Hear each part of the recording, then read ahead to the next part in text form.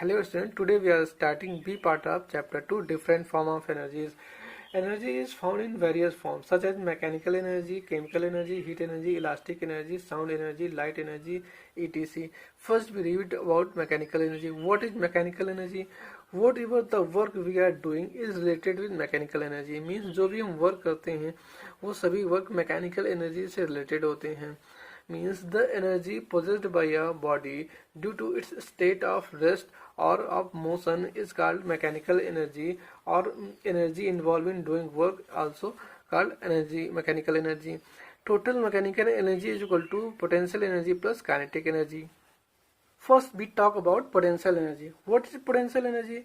The energy possessed by a body at rest due to its position or size and shape is called potential energy. Means जो object जैसा भी हो उसके उसी state की वजह से बॉडी के अंदर जो एनर्जी होती है उसे हम पोटेंशियल एनर्जी कहते हैं. चलिए एक एग्जांपल से हम पोटेंशियल एनर्जी को समझते हैं. एक स्टोन ग्राउंड पे रखा हुआ है. इस पोजीशन में स्टोन ना तो मूव कर रहा है ना इसके शेप और साइज में चेंजेस हो रहे हैं. इसका मतलब ये हुआ कि इसके अंदर कोई एनर्जी नहीं है. अब इस स्टोन को हम उठा करके रूफ के टॉप पर प्लेस करते हैं. अब इस पोजीशन पर स्टोन ग्राउंड से h हाइट पर है. क्लियर. अब इस स्टोन को जैसे हम फ्री करेंगे तो क्या है, डाउनवर्ड डायरेक्शन में मूव करते हुए ग्राउंड पे आ गया. इसका मतलब ये हुआ कि इस पोजीशन में स्टोन के पास एक टाइप की एनर्जी है जिसके कारण वो डाउनवर्ड डायरेक्शन में मूव कर रहा है. ग्राउंड पे कोई एनर्जी नहीं थी, कोई भी पोजीशन में चेंजेस नहीं हो रहा था, लेकिन जैसे ही इसने अपने पोजीशन को चेंज किया तो उसके कारण इसके अंदर एक एनर्जी आ गई. क्लियर. तो इस रेज्ड पोजीशन में इसके अंदर जो एनर्जी है वो किसके कारण है, इस हाइट के कारण है. क्लियर. तो इस टाइप की एनर्जी को क्या कहते हैं, हम पोटेंशियल एनर्जी कहते हैं. Potential energy usually denoted by capital letter U और simply PE. In mechanics potential energy are mainly of two kind. First is gravitational potential energy due to its change position and second is elastic potential energy due to its size and shape. First we read about gravitational potential energy. The potential energy possessed by a body due to the force of attraction of earth on it is called gravitational potential energy, or simply the energy possessed by a body due to its position above the ground is called gravitational potential energy. We know that each body experiences a force of attraction due to earth which is called force due to gravity or weight of the body. Here जो stone है इसके ऊपर क्या है, force due to gravity, एक gravitational force लग रहा होगा डायरेक्शन, डाउनवर्ड डायरेक्शन. मान लेते हैं इस स्टोन का मास m है तो इसके ऊपर कितना फोर्स लगेगा, mg. क्लियर. यहाँ पर कितना फोर्स लगेगा, mg, डाउनवर्ड डायरेक्शन में. तो क्या हुआ कि जब हम इस स्टोन को ग्राउंड से रूफ के टॉप पर प्लेस कर रहे थे तो हमको क्या है, फोर्स ड्यू टू ग्रेविटी के अगेंस्ट एक वर्क करना पड़ा. तो ये जो हमने वर्क किया वही वर्क क्या है, इस स्टोन के अंदर क्या है, रिस्टोर हो गया था. क्लियर. वो वर्क एनर्जी के फॉर्म में इस स्टोन में स्टोर हो गया. तो उसी को क्या कहते हैं हम, ग्रेविटेशनल पोटेंशियल एनर्जी. क्लियर. यहाँ पर एनर्जी क्या था, जीरो था, यहाँ पर इसके पास एनर्जी आ गया. तो एनर्जी कहाँ से आया, जो हमने वर्क किया था इसको इस पोजीशन से इस पोजीशन तक लाने के लिए, वही वर्क इसमें क्या है, एनर्जी के फॉर्म में स्टोर हो गया. और उसी एनर्जी को क्या कहते हैं हम, gravitational potential energy. The gravitational potential energy of a body is zero when it is at infinite because the force of attraction of earth on the body is then zero, and the gravitational potential energy of a body is negative because direction of force and direction of displacement are opposite to each other. Gravitational potential energy at a height U is equal to mgh. जब हमने stone को जो है ground से roof के top पर लेके गए थे तो हमको फोर्स ड्यू टू ग्रेविटी के अगेंस्ट एक वर्क करना पड़ा था. वही वर्क उस स्टोन में एनर्जी के फॉर्म में स्टोर हो गया था. तो अब उस वर्क को हम कैलकुलेट कर लें तो हमें पता चल जाएगा कि उस स्टोन में कितनी एनर्जी है, कितनी potential energy means gravitational potential energy है. क्लियर. तो वो इक्वल टू होता है फोर्स इंटू डिस्प्लेसमेंट. अब यहाँ पर क्या है, ये इसका मास अगर जो हम m ले लें तो इस पर कितना फोर्स लग रहा होगा, m and g, where m is mass of the stone and g is acceleration due to gravity. Force इतना लग रहा है. डिस्प्लेसमेंट कितना होता है, h.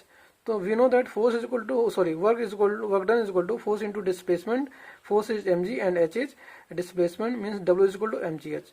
तो ये जो वर्क है यही वर्क क्या है, इसके अंदर एनर्जी के फॉर्म में स्टोर हो गया था. ठीक. और उस एनर्जी को हमने क्या कहा था, gravitational potential energy. Clear. So gravitational potential energy is equal to mgh. Thus, when a body is vertically thrown upwards, the height of the body up from the ground increases, hence its potential energy increases. Similarly, when a body is released from a height, it's fall down, so the height of the body decreases from the ground, hence its potential energy decreases, and it's become zero on the surface of the earth. Now, when a body of mass m is taken from a height h1 to height h2 above the ground, where h2 is greater than h1, so the gain in potential energy is equal to final potential energy minus initial potential energy. Here final potential energy is mgh2 and initial potential energy is mgh1. clear? mgh2 minus mgh1, mg common कर लेंगे, means h2 minus h1. So mgh2 minus h1 is the gain in potential energy, means इस position में जो potential energy का gain हुआ है वो कितना हुआ है, mgh2 minus h1. क्लियर? किस कंडीशन में? जब बॉडी जो है अपवर्ड डायरेक्शन में जा रही है, कहाँ? इस पॉइंट से इस पॉइंट तक.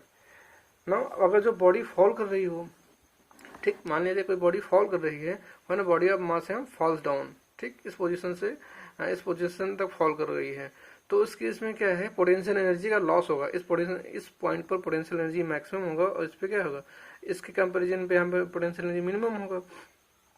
So loss in potential energy is equal to initial potential energy minus final potential energy. Here potential energy is mgh1, where h1 is greater than h2, mgh1, and here potential energy is mgh2. clear? So mgh1 minus mgh2, mg common कर लेंगे, means h1 minus h2. So this is the loss of potential energy and this is gain in potential energy. Here h2 is greater than h1 and here h2 is less than h1. clear? Elastic potential energy. First we know about what is elasticity. When an external force is applied on a non-rigid body, it gets deformed due to change in its size and shape. On removal of the force, it regains its original form due to the property of elasticity. Means जब हम किसी object पर force लगाएं और वो object क्या है, deform हो जाए, उसके साइज और शेप में चेंजेस हो जाएं, फिर जैसे हम उस फोर्स को रिमूव करें तो ऑब्जेक्ट जो है अपने ओरिजिनल फॉर्म को फिर से रिगेन कर ले, तो ऐसी प्रॉपर्टी को क्या कहते हैं, हम इलास्टिक प्रॉपर्टी कहते हैं. Clear? Property of elasticity. For example जैसे रबर बैंड क्या किया हमने, स्ट्रेच किया, अब उसका जब स्ट्रेच किया तो उसकी लेंथ इंक्रीज कर गई, उसका मतलब उसका साइज क्या हो गया, चेंज हो गया, डिफॉर्म हो गया. तो और फिर जैसे हमने क्या है, फोर्स रिमूव करेंगे, वो रबर बैंड ओरिजिनल फॉर्म फिर से गेन कर लेगा. क्लियर? तो इस कारण जो इसमें प्रॉपर्टी डेवलप हुई रबर बैंड में, उसे क्या कहेंगे हम, प्रॉपर्टी ऑफ इलास्टिसिटी. क्लियर? तो अब इलास्टिक पोटेंशियल एनर्जी क्या होता है कि the potential energy possessed by a body in the deformed state due to change in its size and shape is called elastic potential energy.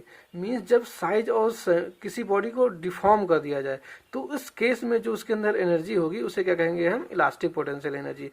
For example जैसे इस spring है, मान लिया जाए इसकी ओरिजिनल लेंथ एल है, अब उसको हमने क्या है, कंप्रेस किया, तो जब कंप्रेस किया तो उसकी लेंथ मान लिया जाए डेल्टा एक्स डिक्रीज कर जाएगी, तो अब इस लेंथ कितनी हो गई, एक्स माइनस डेल्टा एक्स.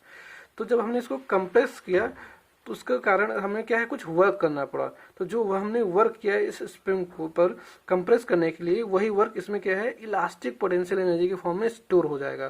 फिर जैसे ही हम उस फोर्स को रिमूव करेंगे, ठीक है, तो ये क्या है, अपने ओरिजिनल शेप को क्या है, रिगेन कर लेगा.